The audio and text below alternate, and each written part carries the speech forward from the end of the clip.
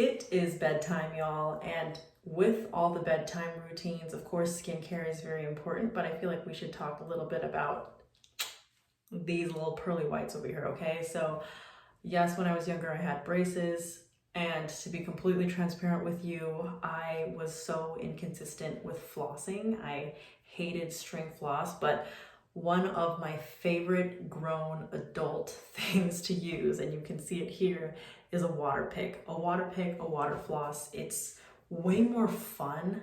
And I think it's also like way more effective. I've noticed a change in my gum health. I've been using it for maybe like 3 months now, maybe even less than 3 months. But I seriously like, it gets everything out of there. You can change the pressure to how hard or soft you want it to be hitting those gums, but like it's it's the best thing ever, I swear. My dad actually got this for me as a Christmas present like a year or two ago, and when I first saw it I was like, really? Why are you getting me a water pick? And then a year later I'm like, wait, I have this, I should really try using it. And I looked into studies, and there's a little bit more studies that show that it could be maybe like within like 5 to 10% more effective than string floss. So I'm all for that. Plus, this is my buddy. It sits on here all the time. I use it every single night. But part of my bedtime routine is, we're just going to talk through this. First half is brushing my teeth first, using the water pick, and then going in with a mouthwash. I use the ones that don't have alcohol in it just because I'm very sensitive to it. I could barely gargle for like 30 seconds if it has alcohol in it. So I've been going through this one. It's the Crest Advanced Anti-Cavity Fluoride Mouthwash. So that is part of my bedtime routine. I do that first before I do my skincare. And if you've seen my previous skincare videos, it's not going to be anything different, but we're going to do this. So I'm going to brush my teeth, and then we'll do a little like walkthrough of how I do my skincare. Just finished my mouthwash. It's like still fresh on my tongue, but what we're going to do is our skincare. So again, same as usual. The thing with super sensitive skin is you don't always want to be trying different products unless you know it just doesn't work for you and you're trying to find one that does. But the simpler the better, okay? I don't always use this head thing, but you know, I love feeling like I'm pampering myself. You can kind of see a little bit of water. But as usual, we're gonna start off with our From Green cleansing oil from Purito. I have to order another one of this.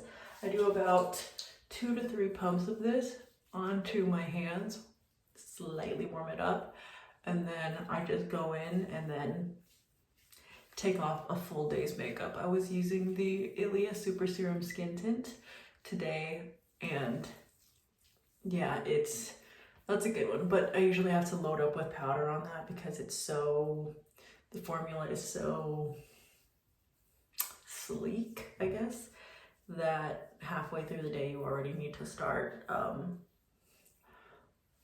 either blotting or adding powder. I don't really blot. I usually just get from my compact and then use it. So I have some breakouts.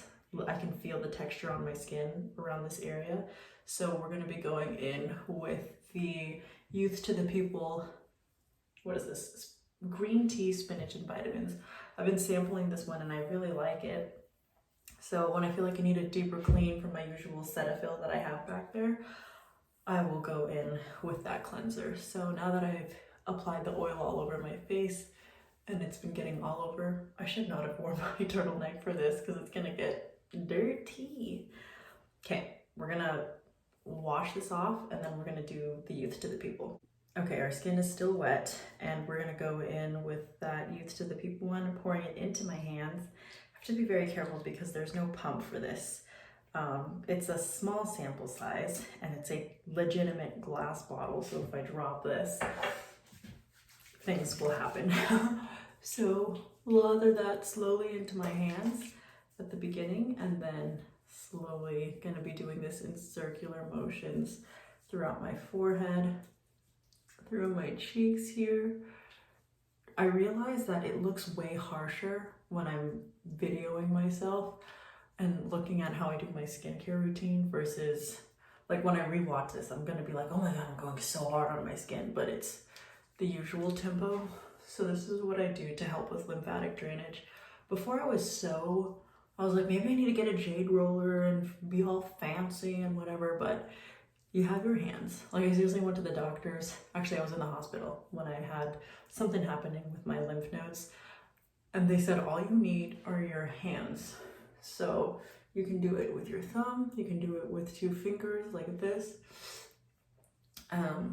But I like to use this method. I don't even know if this is a legitimate method, but specifically underneath my chin and then right here where my cheeks are.